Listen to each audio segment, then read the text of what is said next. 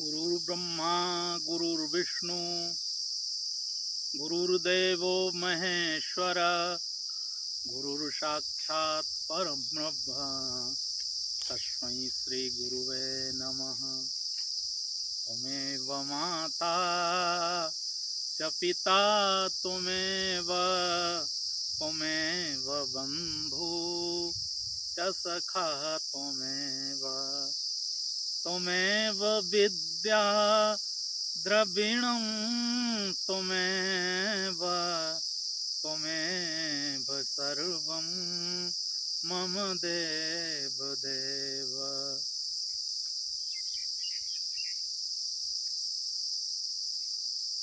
ओम श्री परमात्मने नमः। सारे संत महात्माओं और गुरुजनों को प्रणाम करते हुए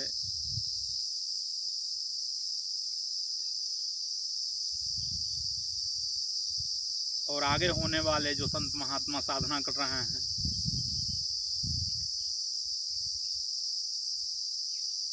उसके अलावे भी जो लोग शेष रह गए, जो कभी करेंगे, उन सबको नमन करते हुए मैं आज का प्रवचन प्रारंभ करने जा रहा हूँ।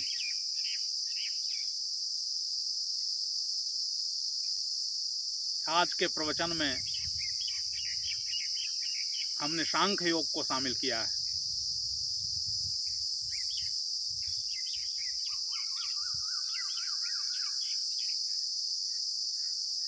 सांख्य योग का इतिहास सनातन है। वेदों में ही इसका वर्णन किया गया है, फिर उपनिषदों में भी इसका वर्णन किया गया है।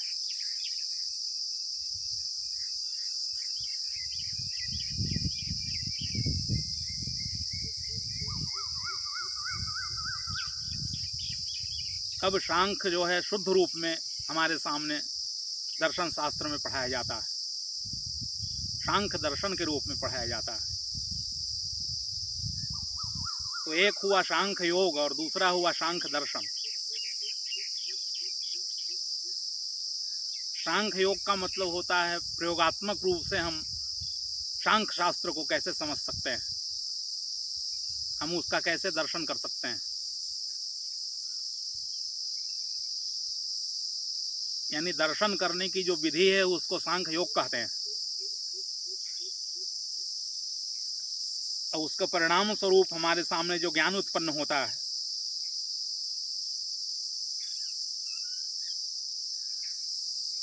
जो दिखाई पड़ता है उसको सांख्य दर्शन कहते हैं।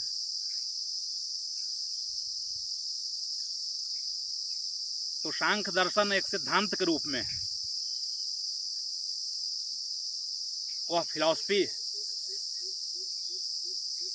तो फिलॉसफी को कोई अगर समझ ले तो यह अनिवार्य नहीं है कि कोई तत्व ज्ञान को समझ लेगा। हमारा लक्ष्य कोई सांख्य दर्शन समझाने के लिए नहीं है, कोई परीक्षा पास करने के लिए नहीं है, कि कोई डिग्री हासिल करनी है, कि कोई पीएचडी करना है। हमको भगवान की भक्ति करना है और परमात्मा में अपने को विसर्जन करना है, समर्पण करना है। उसमें माध्यम हम सांख्य योग को बना रहे हैं।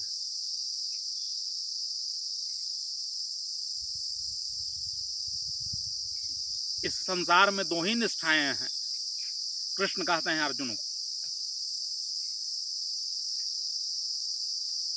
एक तो ज्ञान की निष्ठा है और एक योग की निष्ठा है। कि ज्ञान योगियों की निष्ठा सांख्य योग से होता है और योगियों की निष्ठा कर्म योग से होता है।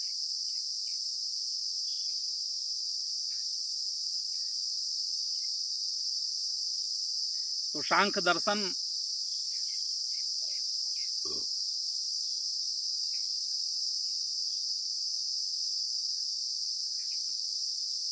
पढ़ करके कोई विद्वान हो सकता है, पांडित्य को प्राप्त कर सकता है, लेकिन कोई जरूरी नहीं है कि वह योगी भी हो सकता है। शब्दों को तोड़ मरोड़ सकता है, दूसरों के सामने विद्वता प्रदर्शन कर सकता है, स्वयं का दिखावा कर सकता है, लेकिन योग जो है वह विसर्जन की कला है, समर्पण की कला है।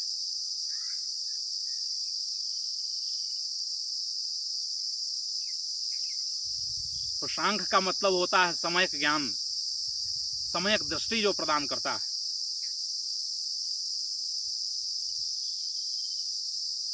राइट विजन जो पैदा करता है, राइट नॉलेज जो प्रदान करता है, उसको सांख्य कहते हैं। दूसरे अर्थों में सांख्य जो है वह संख्या शब्द से बना है, संख्याओं का विवेचन करता है।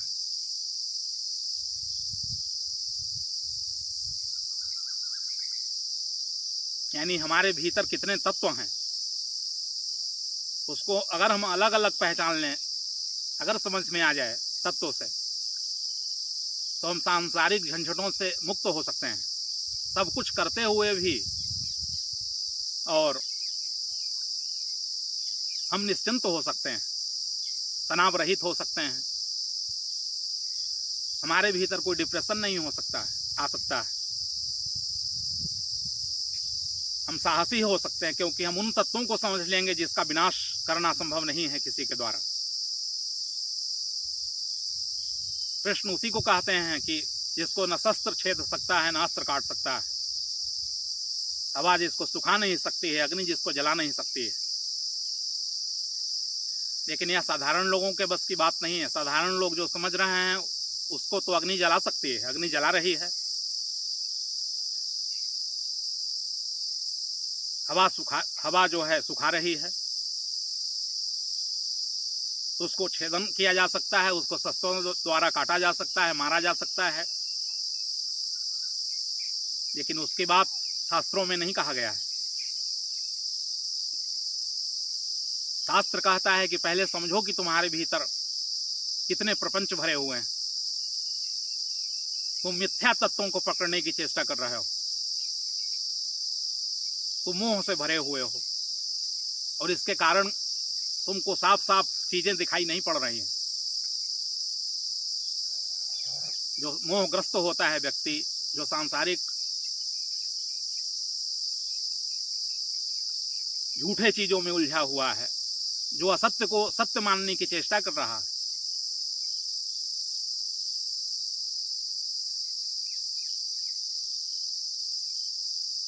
पत्नी असत्य है लेकिन उसको सत्य मानने की चेष्टा कर रहा है, पुत्र असत्य है,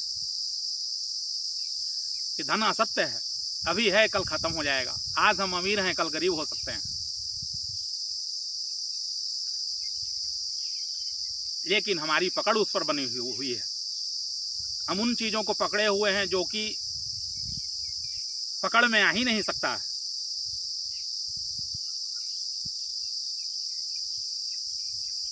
ऐसा हो सकता है कि साधारण व्यक्ति आत्मा को न जानता हो, परमात्मा को नहीं जानता हो, कि सत्य को नहीं जानता हो, कि और तत्वों को नहीं जानता हो, कि दर्शन शास्त्र को नहीं जानता होगा, कि धर्म को नहीं जानता है। लेकिन एक चीज तो जानता ही है कि मृत्यु होती है, मौत तो रोज घट रही है हमारे सामने। लेकिन वह भी जब घटना घटती है तो उसको हम बारीकियों से नहीं लेते हैं, उसको भी बस यूं ही समाप्त कर देते हैं।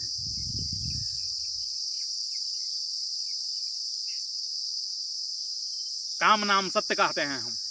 जब कोई मर जाता है तो 4 लोग उठा करके ले जाते हैं, पीछे 10-20 मूर्ख रहते हैं,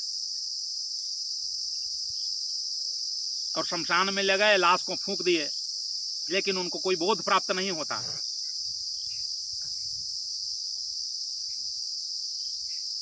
क्योंकि जागृत व्यक्ति जो रहता है उसको बोध प्राप्त हो सकता है, समझदारी उसको आ सकती है, अंडरस्टैंडिंग वह व्यक्ति प्राप्त कर सकता है जिसको समझदारी हो, बोध हो।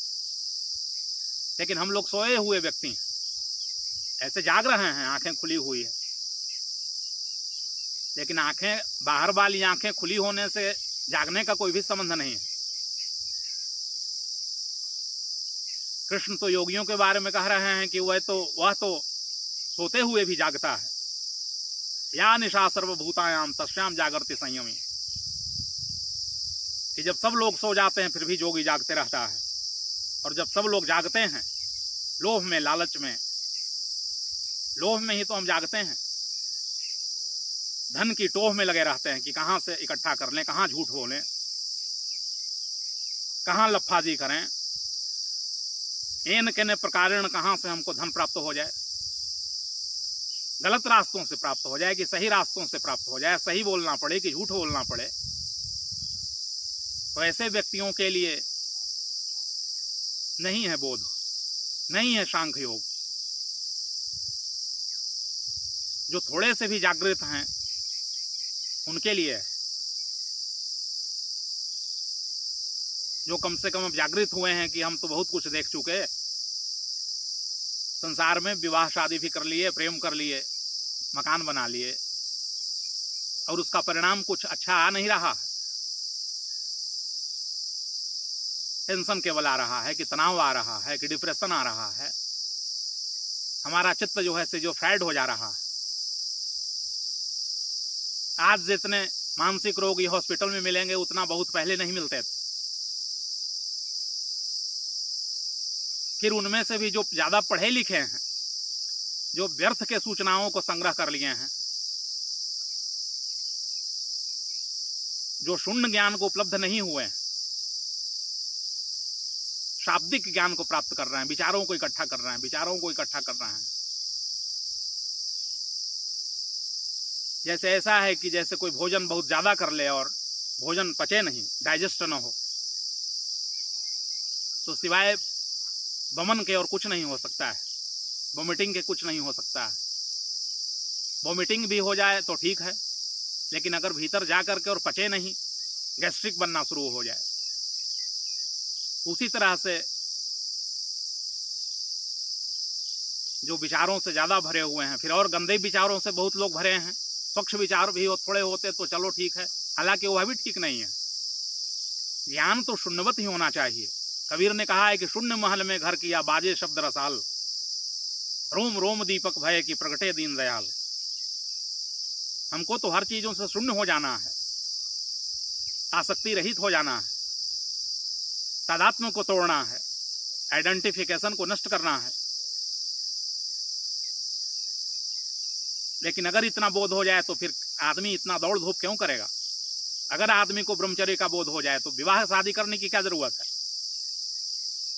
अगर ब्रह्मचर्य का बोध हो जाए तो बच्चा पैदा करने की क्या जरूरत है? वो भी कीड़े मकोड़ों की तरह जैसे चूहा पैदा कर देता है। तो वासनाओं के कारण जो है हम जागृत नहीं हो पा रहे हैं, तो फिर तत्वबोध कैसे हो सकता है? और सांख्य योग कह रहा है कि पहले तुम जानते हो कि तुम्हारे भीतर कितनी संख्याएं हैं। बाहर तो तुम बच्चों को खूब पढ़ा रहे हो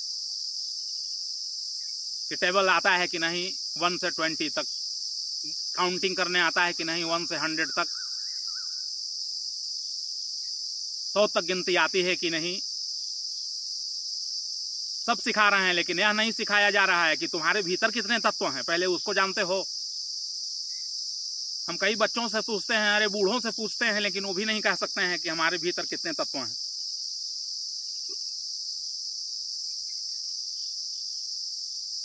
तो सांख्य योग के प्रणेता महर्षि कपिल, जो कि सिद्धों में सबसे परम सिद्ध व्यक्ति थे, सिद्धा नाम कपिलो मुनि, सिद्धों में कपिल मुनि मैं हूं। कृष्ण कहते हैं कि सिद्धों में कपिल मुनि, अगर सिद्धों में तुलना किया जाए हमारी, तो हम अपनी तुलना करेंगे कपिल मुनि से, क्योंकि कपिल जैसा कोई सिद्ध पुरुष नहीं हुआ है। सिद्ध बहुत हुए हैं हमारे देश में, 84 सिद्ध हुए हैं, सिद्धों की एक परंपरा रही है। लेकिन प्रणेता के रूप में तो कपिल मुनि ही थे। शीर्ष स्थान तो उन्हीं का है हमारे देश में, उपनिषद में उनका नाम है। तो सांख्य दर्शन के रचयिता उन्हीं को माना जाता है। और बड़ा ही कठिन नहीं है अगर समझा जाए तो, केवल गिनती कर लेना है, काउंटिंग करना है कि हमारे भीतर कितने तत्व हैं, उसमें परमात्मा कौन है, परमात्मा को हम कैसे प्राप्त कर सकते हैं, प्रकृति कौन है कि पुरुष कौन है। पहले तो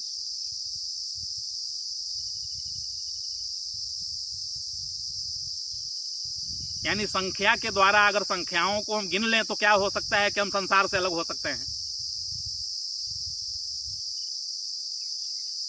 तो एक सांख्य योग है और योग है। योग कहता है कि परमात्मा से कैसे जुड़ेंगे हम, वह परिभाषा करता है। यानी परमात्मा से जुड़ने का नाम ही योग है, जोड़ है, जब जुड़ जाते हैं उससे। लेकिन सांख्य कहता है कि तुम टूटोगे कैसे संसार से, हटोगे कैसे संसार से, क्योंकि तुम जुड़ोगे कैसे परमात्मा से। परमात्मा से तुम जुड़ोगे कैसे, जब संसार से जब टूट जाओगे, जब तुम्हारी हड्डी पसली सब टूट जाएगी, जब तुम्हारा अहंकार विनाश हो जाएगा, कि धन का अहंकार तुम्हारे पास है, कि पुत्र का अहंकार है, कि जीने का अहंकार है, शक्ति का अहंकार है, जो भी तुम्हारे पास है वह केवल अहंकारों का फल है। हर चीजों को तुम इकट्ठा करते हो तो अहंकार उसमें शामिल है, कि भय शामिल है। तुम विवाह भी करते हो तो प्रेम नहीं है तुमको कोई पत्नी से कि स्त्री से। मैंने कई लोगों से पूछा है कि आप प्रेम करते हैं कि विवाह करते हैं, तो क्या वास्तव में प्रेम है कि भय है, फियर है? क्या काम वासना परेशान नहीं कर रही है आपको? क्या आप प्रसन्न हैं इसलिए विवाह कर रहे हैं, कि स्त्री को वासनाओं में घसीटने के लिए आप विवाह शादी कर रहे हैं, कि मेहनत कर रहे हैं? क्या आप सुंदर होने के लिए विवाह कर रहे हैं, कि कुरूप होने के लिए कर रहे हैं? तो कुछ लोग तो बोलते हैं जो सही थोड़ा होते हैं, कुछ लोग बेईमान होते हैं, तो लेकिन भीतर से वो भी कह देते हैं। तो चेहरा ही बता देता है, दिल का हाल बता देती है असली नकली चेहरा। भयभीत हैं क्योंकि वासना परेशान कर रही थी, क्रोध परेशान कर रहा था, लोभ परेशान कर रहा था, अहंकार परेशान कर रहा था। मूल में वासना थी, इच्छा थी। अकेले नहीं रह सकते थे, इतनी हिम्मत नहीं थी, डरपोक थे बहुत ज्यादा, नीम थे। करेला को ले आए उठा करके। अभी एक आदमी हमसे पूछा कि शादी किसे कहते हैं, विवाह किसे कहते हैं? हमने कहा पहले तो राम विवाह होता था, लोग देखने के लिए आते थे, अब तो काम विवाह होता है। तो काम विवाह का मतलब हुआ कि नीम और करेली की चटनी बनाना। नीम की पत्तियों को थोड़ा ले आना तोड़ करके, और करेला बाजार से ले आना, और दोनों को मिला करके जैसे चटनी हम तैयार करके खाएं और स्वादिष्ट लगे, वो उसी तरह से हमारे सामने जो विवाह शादियां हो रही हैं, तो उसका उससे ज्यादा कोई मूल्य नहीं है। और जो भयग्रस्त है, जो भयभीत है, जिसमें भय भरा हुआ है, जो रोए रोए में भय से ग्रस्त है,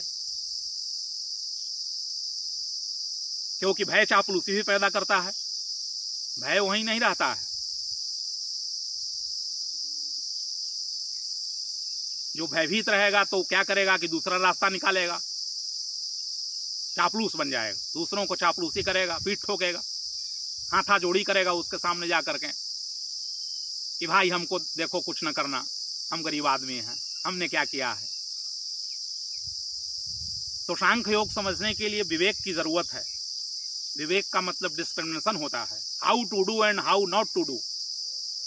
क्या करना उचित है और क्या करना गैर उचित है, क्या जरूरी था, हम यहाँ जन्म क्यों लिए थे, पैदा क्यों लिए थे,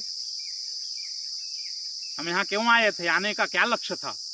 क्योंकि हम तो बहुत बार आए हैं यहाँ, लेकिन मनुष्य जन्म में जब आए हैं तो इसका लक्ष्य तो परमात्मा का ज्ञान होना चाहिए, इसका लक्ष्य तो अध्यात्म होना चाहिए, इसका लक्ष्य काम वासना नहीं होना चाहिए। और अगर काम वासना का प्रयोग भी अगर हम करेंगे तो सृजनात्मक होना चाहिए। कि ऐसा हम माहौल क्रिएट करें, ऐसी पत्नी हो विद्वान की, समझदार की, साधना संपन्न हो, वह कोई काम वासना की मांग न करे, पुरुषों में कोई काम वासना हावी न हो जाए, ऐसा जाए पत्नी के पास कि प्रार्थना करने जा रहा है भगवान की, पूजा जैसा ही जाए, प्रार्थना करने जैसा ही जाए, जैसे कोई मंदिर में जाता है, कि जैसे मुसलमान मस्जिद में जाते हैं, कि कोई अंग्रेज गिरजाघर में प्रवेश करता है। यानी शुद्ध मन से अगर कोई वहां प्रवेश करे तो अच्छे संतानों की भी प्राप्ति हो सकती है, और इसको भी हम योग मानते हैं, क्योंकि एक विद्वान ने सही कहा है कि जो अच्छा संतान देता है माँ या पिता, वह भी राष्ट्र की सेवा करता है।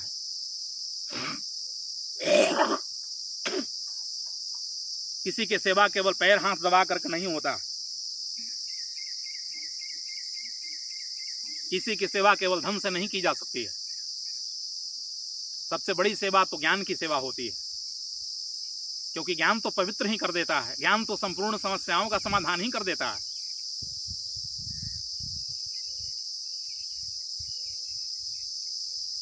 लेकिन अज्ञानता हमारे भीतर अगर रहेगी तो समस्याओं का समाधान नहीं होगा, और क्या करेंगे कि उसके बदले में और समस्याओं को बढ़ाते चले जाएंगे। तो हमने अभी कहा कि हम तो अभी अकेले थे, अकेले ही हम समस्याओं का समाधान कर लेते तो अच्छा था, लेकिन समस्या का समाधान तो हमारे पास बैठा हुआ नहीं है, कहीं संतों के पास होगा, कि विद्वानों के पास होगा, कि शास्त्रों में होगा। फिर शास्त्रों में बड़ा पढ़ने की गहन दृष्टि होनी चाहिए, सम्यक शास्त्र अध्ययन होना चाहिए। शास्त्र तो भरे पड़े हैं, कि रामायण रखा है घर में, कि हनुमान चालीसा पढ़ रहे हैं, लेकिन उससे कोई विकास तो हो नहीं रहा है। तो अपने ही गांव में हम देख रहे हैं कि एक व्यक्ति भी ज्ञान की तरफ नहीं जाने की चेष्टा कर रहा है। 99.9% जो जनता है, बच्चे उलझे हुए हैं बकवासों में, नौजवान जो है वो दारू पी रहा है, कि गांजा पी रहा है, कि लफाजी कर रहा है, वो जिंदगी को नष्ट कर रहा है। उसी में बच्चे पैदा हो जाएंगे, कि गांजा पी करके जाएगा संभोग करने के लिए, कि गांजा पी करके जाएगा, एक तरह से बलात्कार ही कर रहा है अपनी पत्नी को। प्रेम नहीं हो रहा। राम ऐसे ही पैदा नहीं हो गए थे, कौशल्या को प्रेम था, कि दशरथ ने यज्ञ करवाया, कि प्रेम था, कि प्रेम पुत्र उत्पन्न होता। ऐसे ही कृष्ण पैदा नहीं हो गए, ऐसे ही बुद्ध पैदा नहीं हुए। इन बातों का हम प्रश्न नहीं करते हैं कि अच्छा पुत्र कैसे पैदा किया जा सकता है। हम आत्मा और परमात्मा की बात करते हैं। अब हम सांख्य योग की शुरुआत करने जा रहे हैं, तो कोई अच्छा लड़का रहे, अच्छा संतान कोई उत्पन्न करेगा पिता, तभी ना हमारे पास सुनने के लिए आएगा कि चलो भाई कुछ हो रहा है तो कम से कम बैठ करके सुनते हैं, तो उसका विकास कुछ हो सकता था। तो पहली मूलभूत बातें क्या थी? पहली मूलभूत बातें थी आत्मज्ञान, कि हमको स्वयं का बोध प्राप्त करना है, मैं कौन हूं। लेकिन उसको हमने छोड़ दिया, पहला प्रश्न का उत्तर अभी मिला ही नहीं था, और हमने क्या किया कि दूसरा प्रश्न ले आए। राम क्या करते हैं? राम भी विवाह करते हैं, जयमाल करते हैं। हम लोग भी बकवास कर रहे हैं, जयमाला डालते हैं, लग रहा है कि कोई विश्व विजेता बनकर के आए हैं, कि कोई धनुष भंग किए हैं, कि कोई धनुष तोड़े हैं शिव का। आजकल के दुल्हों को अगर एक बांस तोड़ करके दी जाए काट करके, और कहा जाए कि इसको तोड़ करके दिखाओ, एक बांस की डंडी नहीं टूटेगी उससे। लेकिन जयमाल पहनने में बड़ा खुश हो रहा है, और खुश ज्यादा दिन नहीं रहेगा, तत्काल 1-2 बच्चे पैदा हो जाएंगे, वही नशों में, बेहोशी में, नासमझी में, अज्ञानता में। फिर बच्चे बेवकूफ भी पैदा लेंगे, उदंड पैदा लेंगे। अब कैसे लेंगे कुछ पता ही नहीं है, क्योंकि तो बेहोशी में तीर मारा गया, अंधेरे में तीर मारा गया, और अंधेरे में जब तीर मारा जाएगा तो फिर अब लगेगा कि नहीं, कभी कभी लग भी जाता है, तो कोई अच्छा भी आ जाता है, लेकिन कोई कोई तुम्हारी कृपा पावे कोई कोई, ये सब साधन ते नहीं होई। तो सबसे पहला संधान हमको क्या करना है आत्मज्ञान में? सबसे पहला संधान करना है कि हम स्वयं को पहचानें, हम अपने ज्ञान को डेवलपमेंट करें।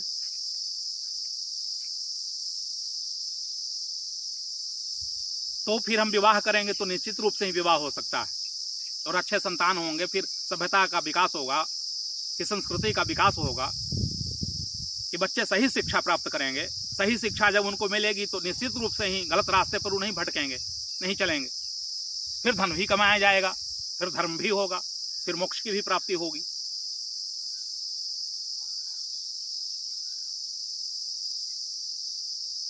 तो सांख्य योग कहता है कि संख्या को अगर हम जान जाते हैं तो हमको परमात्मा से योग हो जाएगा। संख्याओं से अलग हो जाएंगे और बाकी जो बचेगा वो योग बचेगा, हम जुड़ जाएंगे परमात्मा से। समत्वम योग उच्चते, समता हमारे भीतर आ जाएगी, समयक दृष्टि हमारे भीतर आएगी, समयक संकल्प आएगा, समयक कर्मांत आएंगे हमारे पास।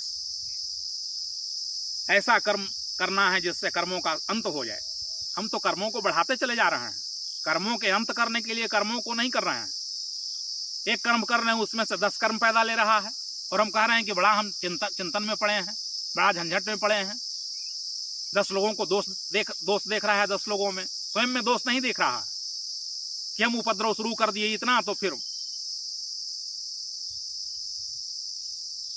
उपद्रव जब शुरू किए हैं तो उसका प्रतिफल आ रहा है, कि रिजल्ट आ रहा है, कि परिणाम आ रहा है। तो सांख्य योग कहता है कि पहले तुम सतर्क हो जाओ। कोई भी चीज धर्म में समझने के लिए सबसे पहले यह जरूरी बात है, वह है सतर्कता। सतर्कता के अभाव में कुछ भी कहा भी जाएगा किसी को, तब उसके भीतर बातें प्रवेश नहीं कर सकती हैं। जैसे ओशो ने कहा है कि प्रवचनों में बहुत लोग आते हैं, बड़ी भीड़ लगती है, स्त्रियां ज्यादा आती है, देखे होंगे आप, औरतें ज्यादा भीड़ भड़क्का करती है। भागवत होने लगेगी तो देखिए लिपस्टिक लगा लगा करके बैठी हुई हैं, ये कहाँ की महादेवियां आ गई। तो ओशो ने कहा है कि स्त्रियां भी सुनती है प्रवचन, बड़े तन मन लगा कर सुनेगी। पुरुष भी सुनते हैं, तो पुरुष क्या करते हैं कि इस कान से सुनते हैं और दूसरे कान से बाहर कर देते हैं, और स्त्रियां बड़े तन्मय होकर के सुनती है, दोनों कानों से सुनेगी। पुरुष एक कान से सुनता है, लेकिन दिक्कत है कि दूसरा कान भी है दूसरे तरफ, क्योंकि वहां भी छेद है, तो उधर से निकल जाएगा। और स्त्रियां भी सुनती है, लेकिन दोनों कानों से सुनती है, लेकिन निकालती है कहां से? मुंह से। वो भी नहीं पचा पाती, अंदर हृदय में नहीं ले जाती है। हमने कल कहा था कि पीवत भागवतम रसमालया, कि भागवत भगवान के रस को कोई ही पीता है, सबके पीने का सौभाग्य नहीं है। हाँ, दारू पीने का सौभाग्य सबको है, कि गंजेड़ी बनने का सौभाग्य सबको है, कि भांग खाने का स्वभाव सबको है, व्यभिचार करने का सौभाग्य सबको मिला हुआ है। और संसार में देखेंगे कि बहुत सौभाग्यशाली लोग भरे हुए हैं और बड़े खुश हैं, खुशदिल बने हुए हैं, हंस रहे हैं, मुस्कुरा रहे हैं। व्यभिचारी प्रसन्न हो रहा है।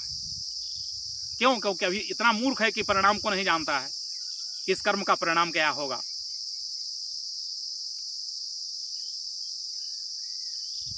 तो कपिल कहते हैं कि अगर सांख्य को तुम समझ लोगे तो तुमको और भी कुछ समझने की जरूरत नहीं है, क्योंकि सांख्य कहता है कि तुम अपनी चेतना में जब स्थित हो जाओगे, प्रवेश कर जाओगे, स्वरूप में जब स्थिति प्राप्त हो जाएगी, तो तुम्हारा सब दुख समाप्त हो जाएगा, दुख रहेगा ही नहीं। और अगर दुख कुछ आया भी तो तुम उपद्रव किए थे बहुत पहले से, तो लौट लौट करके फिर उसका फल आएगा, लेकिन आगे से तुम्हारा कोई फल नहीं आएगा।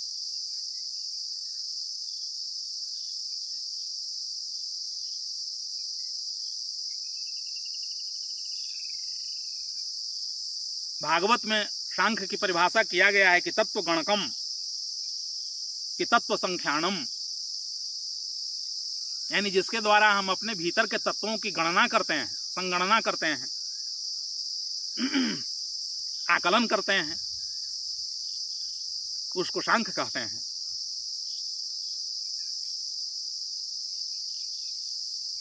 तो सांख्य का सबसे पहले 2 तत्व है, 2 तत्वों में अपने को तोड़ता है, ब्रेकअप करता है, ब्रेक करता है। एक को कहता है प्रकृति और दूसरे को कहता है पुरुष। यानी प्रकृति और पुरुष के मिलने से क्या है कि हमारे पूरे शरीर का निर्माण हो रहा है, चेतना आ रही है, इंद्रियों में चेतना आ रही है कि हाथ पैर हम चला रहे हैं। यानी जो कुछ भी क्रिया प्रतिक्रिया जो हो रही है, जो भी प्रोसेस प्रक्रियाएं जो घटित हो रही हैं, उसमें प्रकृति और पुरुष का खेल है। यानी यह संपूर्ण ब्रह्मांड जो है वह प्रकृति और पुरुष दोनों मिल करके और खेल कर रहे हैं। लेकिन हमको इस खेल को समझना है। हम लोग तो खेल कर ही नहीं रहे हैं। हम तो हर चीज को काम कहते हैं। हम तो खेतों में भी काम करते हैं, खेल में भी आते हैं तो लड़ाई कर लेते हैं। क्रिकेट वाले लड़ाई कर लेते हैं, क्रिकेट वाले बेईमानी करते हैं कि आपस में दोनों तालमेल बना लेते हैं कि हम हार जाएंगे। मैच फिक्सिंग होता है और जानबूझ करके कोई एक पार्टी हार जाती है और दूसरे पार्टी से पैसा ले लेती है।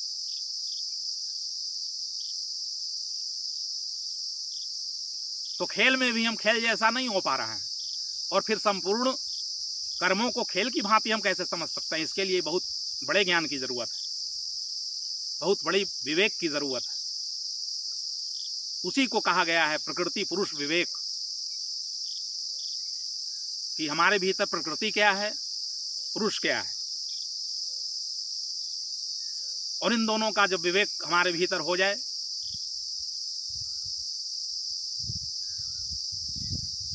तो हम परम पुरुष को उपलब्ध हो जाएंगे। कबीर ने कहा है कि 5 तत्व गुण 3 ही चदरिया। कबीर से हम शुरू करते हैं बातों को, क्योंकि कबीर दास बिल्कुल जमीन की बात करते हैं। कबीर दास उतने पढ़े लिखे भी नहीं है कि कोई यूनिवर्सिटी में गए हैं, कि कोई संस्कृत का बहुत भारी विद्वान है। अब कपिल को समझने के लिए तो फिलॉसफी समझनी पड़ेगी। कपिल को समझने के लिए तो भागवत का ज्ञान होना चाहिए। कपिल को समझने के लिए तो सांख्य कारिका का बोध होना चाहिए, कि सांख्य सूत्र का ज्ञान होना चाहिए। लेकिन कबीर क्या है कि बिल्कुल सरल भाषा में, यानी कुशल शिक्षक कौन होता है? कुशल शिक्षक विद्यालय में वह नहीं होता है जो बहुत बड़ा विद्वान होता है। अच्छी बात है कि वह बहुत बड़ा विद्वान है, लेकिन कुशल शिक्षक वह है जो सबको पढ़ा लेता है। तो कपिल ने तो केवल एक ही शिष्य को पैदा किए। आसुरी नाम का व्यक्ति था, उनका शिष्य बना। फिर उनकी माता जी थी, कर्दम ऋषि के पुत्र थे, के रूप में उत्पन्न हुए। अपनी माता को उन्होंने सांख्य योग की शिक्षा दी। तो बहुत 2-4 लोगों को उन्होंने प्रदान किया। और विद्या भी ऐसी है कि सब लोगों को दिया भी नहीं जा सकता है, सब लोग इसके योग्य नहीं है। शुद्ध दूध सब लोगों को नहीं दिया जा सकता है जो पानी मिला मिला करके पी रहा है। क्योंकि अगर पानी मिला मिला करके पी रहा है तो फिर उसका लीवर जो है उसी तरह का फंक्शन करने लगेगा। जैसे हमने सुना है, जब हम प्रयागराज में रहते थे तो पढ़ाई करते थे, तो एक दूधिया ने हमको बताया जिससे हम दूध लेते थे रोज। उसने कहा कि एयरफोर्स में हम दूध देने जाते थे, बहुत दिनों से जा रहे थे। तो एक दिन क्या हुआ कि जब हम गए उसके यहाँ दूध देने, तो उसकी स्त्री जो थी और उसके घर के जो लोग थे वो सब बड़े नाराज हुए हमारे ऊपर। बोले कि कैसा तुमने दूध दे दिया कल। उसने कहा कि दूध तो अच्छा हम ही दिए हैं, दूध तो खराब हम देते नहीं हैं आपको। हुआ क्या आपको यह बताइए। तो हुआ यह कि कल पूरा परिवार को दस्त करते करते दिन भर परेशान रहे हैं पूरे परिवार। सबका लीवर खराब हो गया, इनडाइजेशन हो गया। यही तो तुम्हारे दूध का परिणाम हुआ, इसलिए तुम कल खराब तुमने दूध दिया था। उसने कहा कि ठीक है, ऐसा हो सकता है, क्योंकि पत्नी देती है दूध हमको निकाल करके। जिससे हम पत्नी से पूछेंगे, घर में जाकर के इंक्वायरी करेंगे। फिर जाता है और इंक्वायरी करता है कि भाई कल हम जहाँ दूध देने जाते थे एयरफोर्स में, तो उसके घर के लोग कह रहे थे कि भाई कैसा दूध तुमने दे दिया? केशव को दस्त हो रहा था कि कै होने लगा कि पेट खराब हो गया, कि दवाइयां लेनी पड़ी। तो उसकी पत्नी ने हंसते हुए कहा कि नहीं नहीं नहीं, दूध तो हमने बहुत बढ़िया दिया था, असल में हमने कल पानी नहीं मिलाया था, क्योंकि शुद्ध दूध हमने दिया। और चूंकि उन लोगों की आदत सी हो गई होगी पानी में मिला करके दूध पीने की, क्योंकि बिना पानी मिलाए तो कोई ग्वाला दूध देता नहीं है आजकल के। तो ऐसा था कि कल हम भूल गए थे,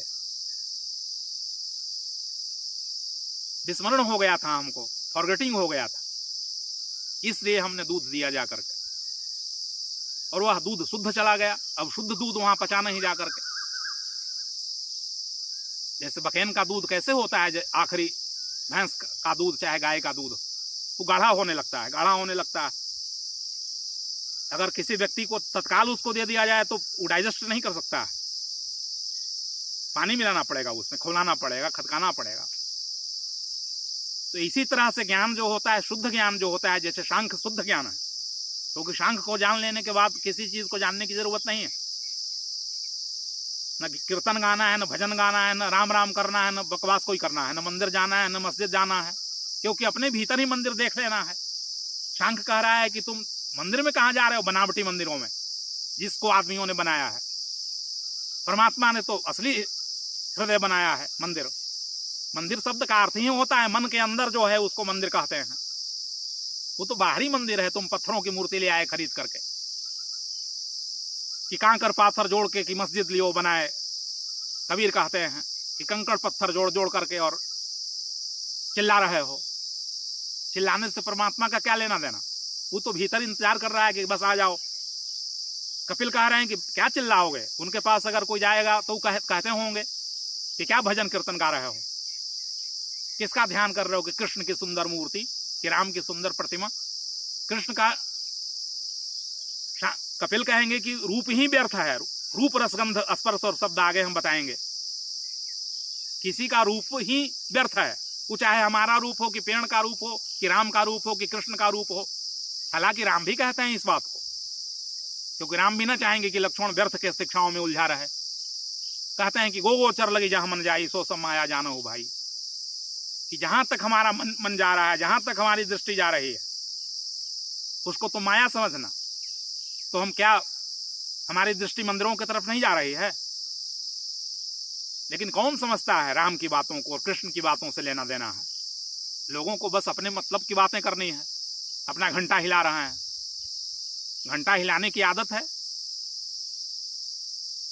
तो शांख जो है हमारे यहाँ सबसे परम योग है, ये सबसे प्रथम है साधना की पद्धति। और साधना की पद्धति भी इसको क्यों कहें? ये तो सिद्धि प्राप्त करवाने के लिए है, ये तो परम सिद्धियां देने के लिए है। इसलिए तो कहा गया कि सिद्धों में कपिल मुनि, कि जिन्होंने परम तत्व को सिद्ध कर लिया।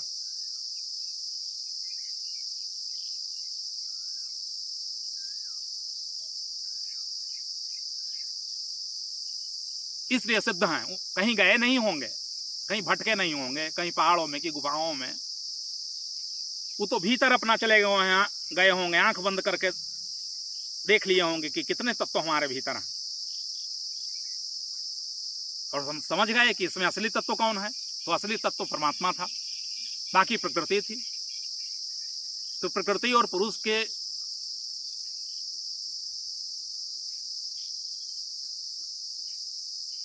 का जब हम अनुसंधान करेंगे तो जो सार तत्व हमको प्राप्त होगा, उसी को हम भगवान कह सकते हैं।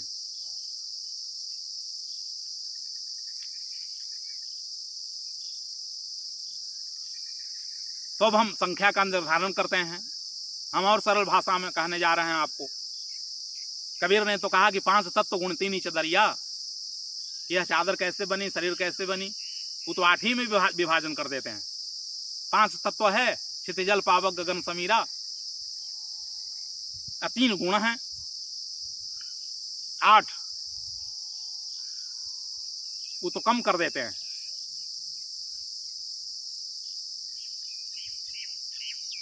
कपिल ने तो 25 तत्वों का उल्लेख किया था। इन कबीर कहते हैं कि 8 तत्वों को भी तुम समझ जाओगे तो काम बन जाएगा तुम्हारा। 5 तत्वों को तुम समझ जाओगे और 3 गुण जो तुम्हारे भीतर हैं, सत्व रज तम, इसको जब तुम बैलेंस कर लोगे साधना करके कि सत्वगुण कितना होना चाहिए, कि रजगुण कितना होना चाहिए, कि तमगुण कितना होना चाहिए, और अगर तीनों को तुम समझ लेते हो, तीनों के गुण को समझ लेते हो, तीनों की विशेषताओं को तुम समझ लेते हो, तो तुम इससे ऊपर उठ जाओगे और तुम तत्काल गुणातीत हो सकते हो। और परमात्मा गुणातीत होता है कि तुम समयातीत हो सकते हो, कि कालातीत हो सकते हो। तो ज्यादा जानने की जरूरत नहीं है, पंच तत्वों को समझो कि पंच तत्वों से बना है यह चादर, चादर रूपी शरीर का निर्माण किया गया है, और 3 गुण हैं, और उसको देखने वाला साक्षी है वो परमात्मा है, कि पुरुष है। पुरुष शब्द का प्रयोग करता है सांख्य। पुरुष का मतलब होता है यह शरीर एक पुर है, नगर है, और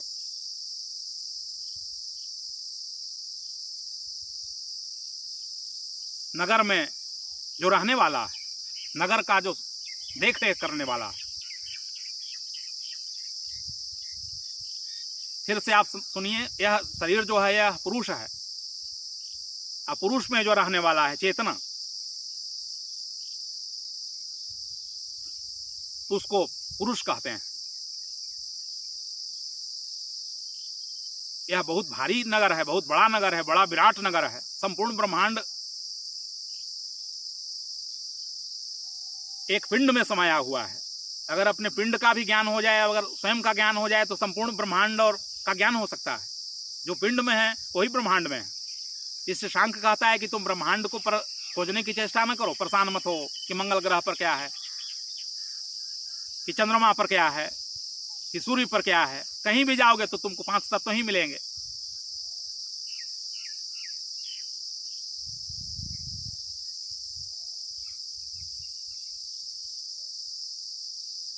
तो 5 तत्व और 3 गुण, सत्व रजो रज और तम, ज्ञान सुख और वैराग्य, यानी जो गुण ज्ञान सुख और वैराग्य प्रदान करता है। ज्ञान का मतलब कि हम सत्संग में चलें, कुछ हमको बोध प्राप्त हो।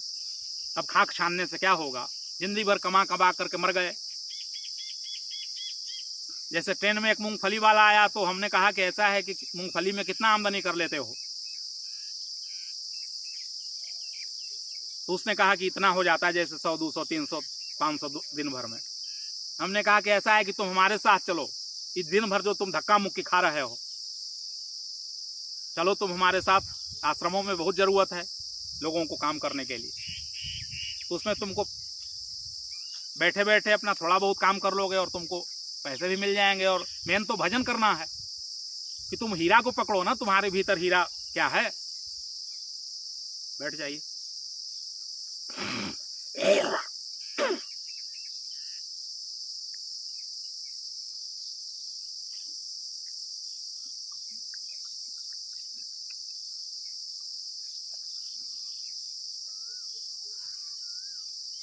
लेकिन जैसे ही हमने कुछ बातें कही तो बस तत्काल सरक करके और दूसरे बॉगी में चला गया, क्योंकि अब जिसको भिक्षा मांगना है, जिसको धक्का मुक्की खाना है दिन भर, उसकी भी लोगों की आदत हो जाती है। जैसे कंडक्टर होते हैं ना बसों में, हमको तो एक दिन में हमको मरना हो जाए एकदम, बार बार उतरना, तो बार बार धक्का खाना, बार बार धक्का देना, बकवास करना, कोई गाली दे रहा है उसको सुनना, फिर जवाब देना। लेकिन आदमी इतना मूढ़ चित्त का है, इतना सोया हुआ है ज्यादा,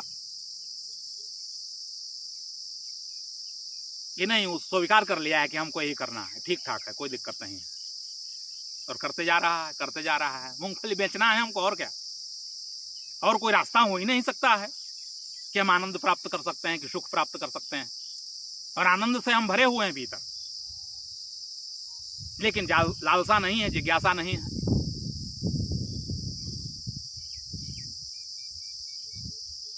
तो ज्ञान सुख और वैराग्य जो है वह सत्वगुण से उत्पन्न होते हैं। जब ज्ञान प्राप्त करने का मन हो तो समझ जाइएगा कि सत्वगुण, पहला गुण जो है सत्वगुण, वह हमारे सामने प्रकट हुआ है।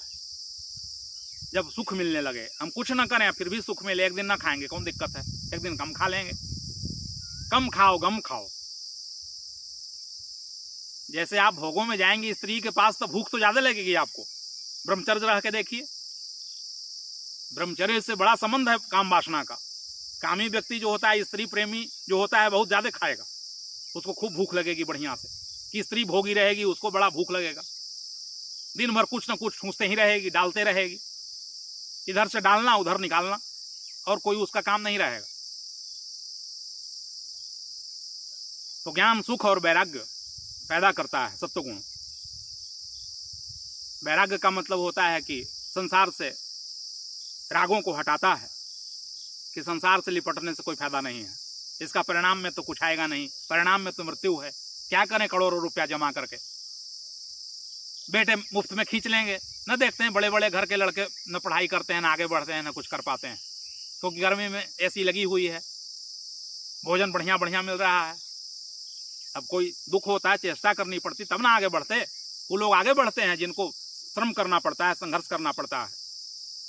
और जिनको सब कुछ मिल ही रहा है तो उनको संघर्ष करने की क्या जरूरत है, तो लोग विकसित नहीं होते हैं। उसमें से भी कोई हो जाए तो बात अलग है, अगर विकसित हो ही गया तो आगे चल करके फिर गिरावट है उसका।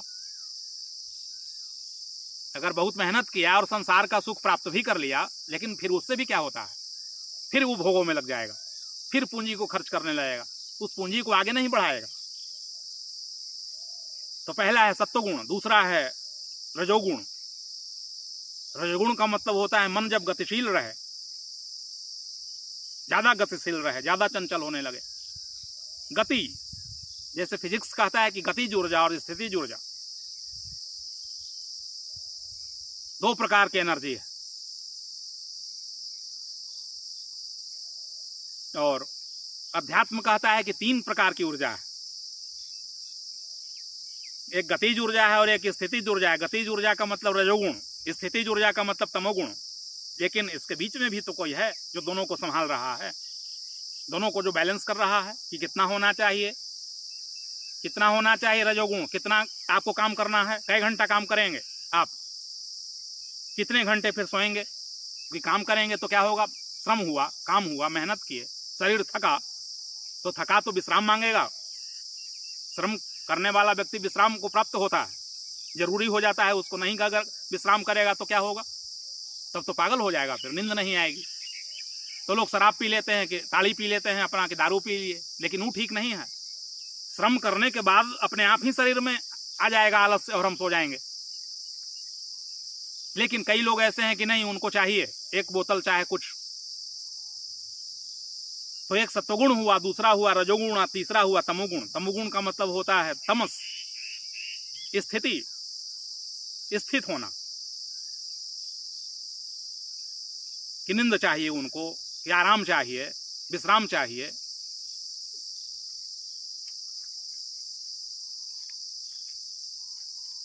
कितना हो गया?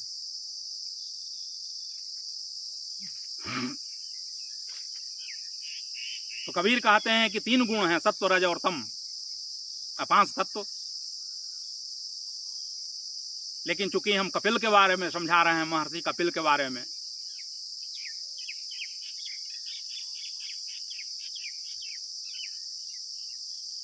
पच्चीस तत्वों की बात कर रहे हैं। 25 तत्व कौन कौन से हैं?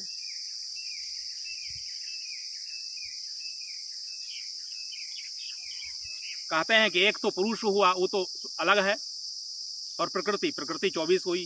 24 प्रकृति में कौन कौन? तभी हमने कहा 5 तत्व। नीचे से अगर चलेंगे तो 5 तत्वों की गिनती करते हैं, ऊपर से अगर चलेंगे तो मन, बुद्धि, चित्त और अहंकार, ये प्रकृति हैं।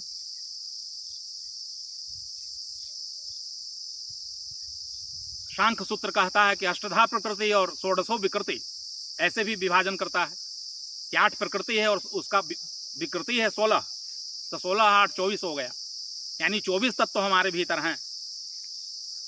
सुन रहे हैं कृष्णजन बाबू?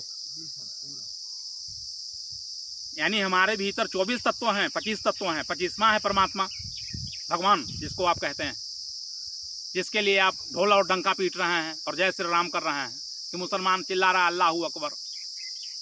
25वां तत्व भगवान है, परमात्मा है।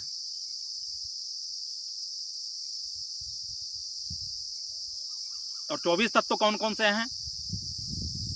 तो 5 ज्ञानेंद्रियां आप गिन सकते हैं। गिन करके अपने दिमाग में बिठा लिएगा, चिंतन करिएगा, जा करके घर में सुन करके मनन करिएगा। 5 ज्ञानेंद्रियां कौन कौन से हैं आपके पास? पहला आंख।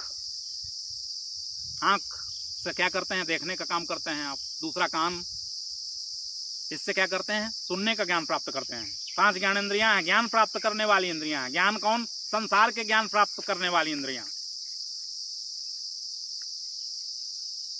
तो दूसरा कान जो है वह श्रवण करने के लिए है, सुनने के लिए है। इससे आप भजन भी सुन सकते हैं और गालियां भी कोई देगा तो सुन सकते हैं। यह आप पर डिपेंड करता है कि आप क्या करना चाहते हैं।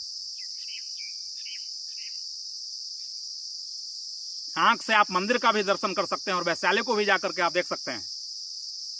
यह आप पर डिपेंड करता है। आंख भी खराब नहीं है, इंद्रियां बिल्कुल ठीक ठाक है जो भी बनाई गई है, लेकिन डिपेंड करता है कि हम किधर इसको ले जाएं, मोड़े किधर, गाड़ी किधर ले जाएं। अगर घोड़ा पागल होगा तो क्या करेगा? हमको गड्ढे में गिराएगा जा करके। घोड़ा अच्छा होगा तो हमको यात्रा करवाएगा। तो आंख से हम देखने का ज्ञान प्राप्त करते हैं, कान से सुनने का ज्ञान प्राप्त करते हैं, नासिका से सुगंध और दुर्गंध का ज्ञान प्राप्त करते हैं।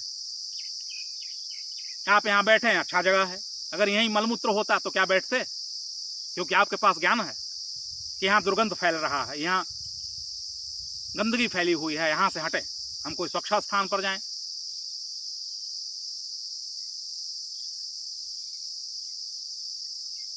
और तीसरा है, हमने बताया कि घ्राणेंद्रिय है जो सुगंध और दुर्गंध का ज्ञान प्राप्त करता है। नासिका या जिह्वा, जिह्वा स्वाद का ज्ञान प्राप्त करती है। जीभे से ना आप स्वाद लेते हैं, बताते हैं ना कि भोजन बढ़िया है, कि मिठाई है, कि फल है, कि जूस है,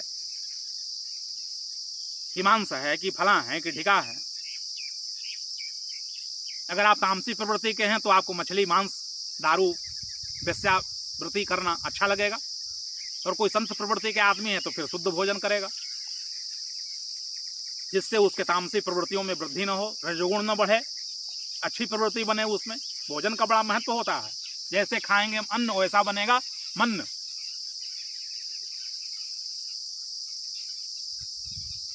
तो 4 हुआ, जिह्वा स्वाद का ज्ञान प्राप्त करती है। और 5वां त्वचा। त्वचा माने स्किन, त्वचा माने स्पर्श करने के लिए। किसी को आप छूते हैं, अगर कुशल स्त्री रहेगी, अगर आप उसके पास अंधेरे में भी चले जाएंगे तो पहचान जाएगी कि आप हैं, अपने पति को पहचान लेगी। अगर कोई दूसरा पुरुष चला जाएगा तो पहचान लेगी कि अरे दूसरा है, क्योंकि स्पर्श भी कई प्रकार के होते हैं। आप अंधेरे में भी अपने बच्चे को समझ जाएंगे कि नहीं वही है, हमारा लड़का है। लेकिन अगर आप चरित्रहीन स्त्री कोई है तो नहीं पहचान पाएगी। वो तो सोचेगी कि चलो अंधेरे में कुछ हो ही जाए, बाद में अपना कह देंगे कि अरे आप कौन। होश की मैं बात कर रहा हूं। होश में अगर रहेंगे तो इंद्रियां काम करेंगी आप। तो स्पर्श भी इंद्रियों में है, महत्वपूर्ण इंद्रियों में। स्पर्श के कारण ही तो आप कहानी पढ़े होंगे अहिल्या का, कि अहिल्या को बलात्कार कर दिया देवता इंद्र आकर के। लेकिन ऋषि क्या करते हैं कि श्राप पहले उसको देते हैं, देवता को श्राप दूसरे नंबर पर देते हैं। नियम क्या था? नियम तो यह था कि जिसने बलात्कार किया उसको पहले 2 श्राप। लोग प्रश्न भी उठाते हैं कि भाई अहिल्या तो स्त्री थी, स्त्रियों की क्या गलती होती है, वो तो रूप धारण करके आ गया। तो रूप न धारण करके आ गया, लेकिन रूप धारण करके आ गया, लेकिन स्पर्श की जो प्रवृत्ति थी, टच जो किया जाता है, टच करने का सबका अलग अलग सिस्टम होते हैं। तो तुम क्या इतने गिर चुके थे कि टच किया और तुम समझ न पाए कि कौन आदमी है? जैसे मान लिया कि हम स्त्री के पास गए तो सबसे पहले किस चीज का टच करेंगे? बोलिए। या कोई कामी पुरुष गया तो सबसे पहले स्तन को टच कर देगा। तो स्त्री जानती न रहेगी कि हमारा पति ऐसे आता है तो ऐसे करता है। फिर बहुत दिनों की प्रवृत्ति, कई दिनों का केस हिस्ट्री, वो सब समझ लेगी कि मामला क्या है। तो इसीलिए क्या होता है कि ऋषि श्राप देते हैं अहिल्या को कि तुम अभी स्पर्श का भी ज्ञान तुमको नहीं है। इसको तो देंगे ही, मूर्ख को। मूर्खता का श्राप, मूर्खता के बदले में घटना जो घटेगी। लेकिन तुम भी इसमें अपराध किए हो, तुम्हारा भी अपराध इसमें है, सूक्ष्म अपराध है जो दिखाई पड़ने वाला नहीं है, कि तुम कह भी सकते हो कि हमने अपराध नहीं किया है।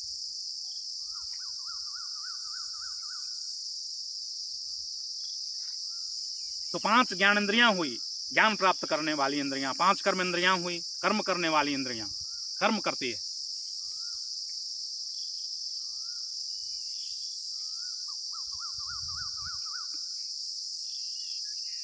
जैसे मुंह बोलने का कार्य करता है, कर्म करने वाली इंद्रियां हैं। हाथ, पैर, 3 हुआ। मुंह से बोल रहे हैं, बोलने का कार्य हो रहा है, कर्म हो रहा है। हाथ से मंदिर में जा रहे हैं पूजन का थाल लेकर के, कोई शराब की बोतलें ही ले रहा है, हाथों से दोनों कार्य किया जा सकता है। पैर से मंदिर में भी जा सकते हैं कि मस्जिद में भी जा सकते हैं। इन्हीं पैरों से चल करके आप शराब जहां बिकती है वहां जा सकते हैं, कि जहां गोश्त बिक रहा है वहां भी आप जा सकते हैं। और लिंग और उपस्थ, फिर दो इंद्रियां नीचे हो गई कार्य करने के लिए, एक मलमूत्र त्याग करने के लिए और एक संभोग करने के लिए, है ना। तो 5 और 5 कितना हो गया? 10। और फिर पंच महाभूत जो हमने अभी बताया कि क्षितिजल पावक गगन समीरा, अपंच तत्व रची अधम शरीरा, 5 तत्व मिलकर के जो बना है। और पंच तन्मात्राएं, ये सब विकृतियां हैं। रूप, रस, गंध, स्पर्श और शब्द। रूप का मतलब है कि आंखों से हम क्या देखते हैं? रूप किसी का, चाहे हम भगवान का स्वरूप देखें मंदिरों में, विग्रह देखें, कि वृक्षों को देखें, कि लताओं को देखें, कि नदियों को देखें, कि पहाड़ों को देखें, कि अपने बच्चे को देखें, कि सहलाएं उसको, कि पत्नी को देखें, कि पिता को देखें, कि मां को देखें। रूप का संबंध है देखने से। रूप, रस, रस का संबंध है किससे? जिह्वा से। जिह्वे से ना हम रस लेते हैं कि कैसा टेस्ट है, कैसा स्वाद है, बड़ी अच्छा रस है। तीसरा है गंध। गंध का संबंध क्या है? नासिका से। स्पर्श त्वचा से है। और शब्द, शब्द कान से है। कोई भी, जैसे हम कुछ बोल रहे हैं तो आप सुन रहे हैं, क्या किससे सुन रहे हैं? कान है ना आपके पास है जिससे आप सुन रहे हैं। कान अगर ना होता या आप अगर बहरे होंगे तो आप सुन नहीं सकते हैं कि क्या कहा जा रहा है।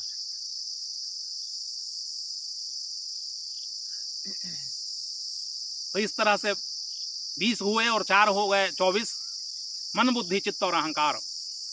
मन का मतलब होता है कि जिसमें विचारों की तरंगें उठती रहती है। मन चंचल रहता है, कभी एक विचार आता है, फिर दूसरा विचार आता है, फिर तीसरा, फिर चौथा। जैसे समुद्र में लहरें उत्पन्न होती है, ठीक उसी प्रकार से हमारे मन में विचार उत्पन्न होते हैं। अनिर्णायक विचार जब उत्पन्न होते रहते हैं तो उसको मन कहते हैं।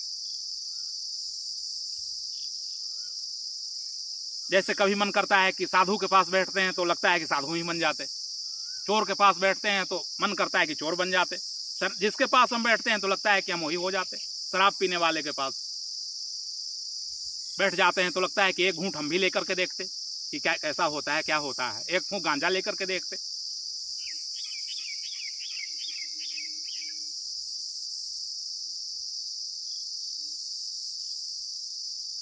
तो इसको मन कहते हैं।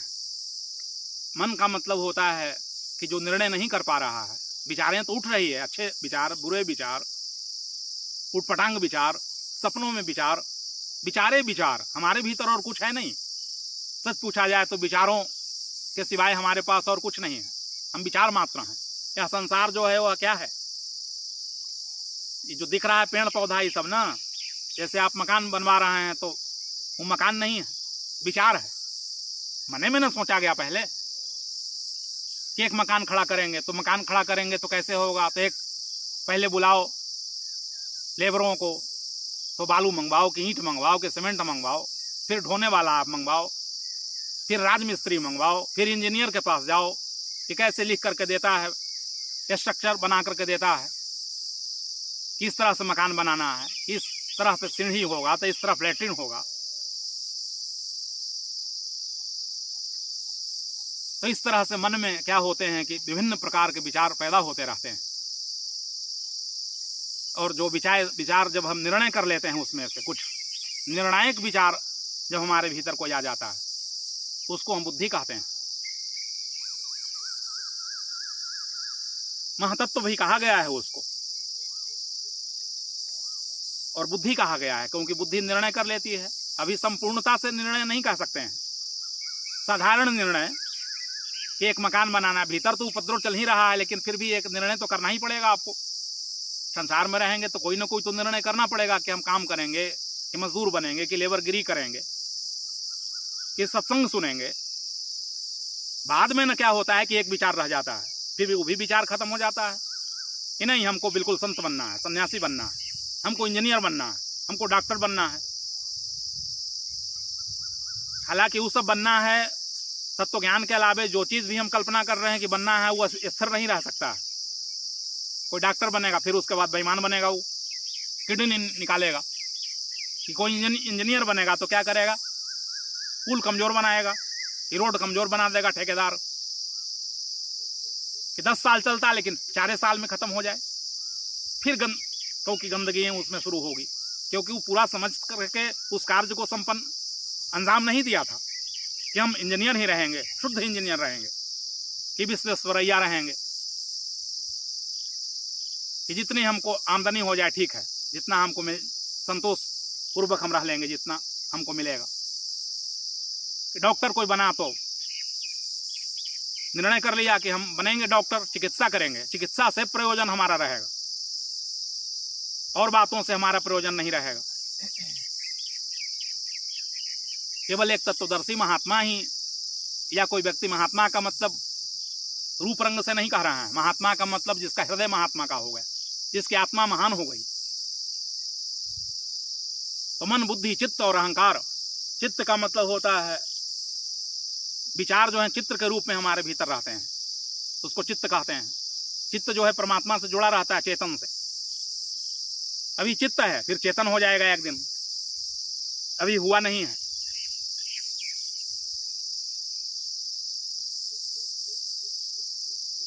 चित्त में वो भगवान बुद्ध ने एक नाम दिया है, स्टोर हाउस ऑफ कॉन्शसनेस, आलय विज्ञान। जन्मों जन्मों के जो विचार हैं उसको जो संग्रह हम किए हुए हैं उसको चित्त कहते हैं। कैसे आप कबाड़ खाने में घर में कुछ टूट फूट जाता है तो फेंक देते हैं, फिर एक दिन अपना कोई आता है कबाड़ खाने वाला तो उसको बेच देते हैं। और चौथा है अहंकार। अहंकार मध्य में खड़ा रहता है, अहंकार मैं का भाव पैदा करता है, उसी से जीव का तो निर्माण होता है। सब तो परमात्मा ही है, लेकिन जब अहंकार किसी में आ जाता है, मैं भाव आ जाता है, खुदी जिसको कहते हैं कि मेरा बेटा, कि मेरा मकान, कि मेरा जमीन, कि मेरा जायदाद, कि मेरा ज्ञान, कि मेरी विद्या, कि मेरा धन, मेरी प्रतिष्ठा, बस अहंकार के परतें बढ़ने लगती हैं उसमें, और उसको ऐसा लगने लगता है कि परमात्मा जैसा कोई चीज नहीं है, फिर स्वयं को ही वो सब कुछ मानने लगता है। तो यह 24 तत्व हुआ, पंच ज्ञानेन्द्रियां, पंच कर्मेंद्रियां, पंच महाभूत और अंतःकरण चतुष्ट, मन, बुद्धि, चित्त और अहंकार। यानी अष्टधा प्रकृति और षोडशो विकृति, पंच तत्व और 3 गुण, 8 और बाकी जो बताया गया उसकी विकृतियां, डिजॉर्डर्स, विकृत हो गया। और बाकी बच गया कौन? परमात्मा, पुरुष उसको कहते हैं। 25वां, तो 25वां का ज्ञान जिसको हो गया वो अपने स्वरूप में स्थित हो गया। वो देख रहा है कि इंद्रियों को भी प्रकाशित तो ही कर रहा है। आंखों के भीतर से कौन देख रहा है? कौन देखता है आपके आंखों के पीछे से? परमात्मा देख रहा है। कान से जब सुनते हैं तो आप नहीं सुनते हैं, क्या आपका अहंकार सुन रहा है? वही शक्ति प्रदान कर रहा है, वहीं से आ रहा है लाइट। बल्ब कौन जला रहा है? बिजली। बल्ब में रोशनी नहीं है, चंद्रमा में रोशनी नहीं है, सूर्य से चमक रहा है, सूर्य में भी नहीं है, वो परमात्मा से चमक रहा है, वो सूर्यों का सूर्य है।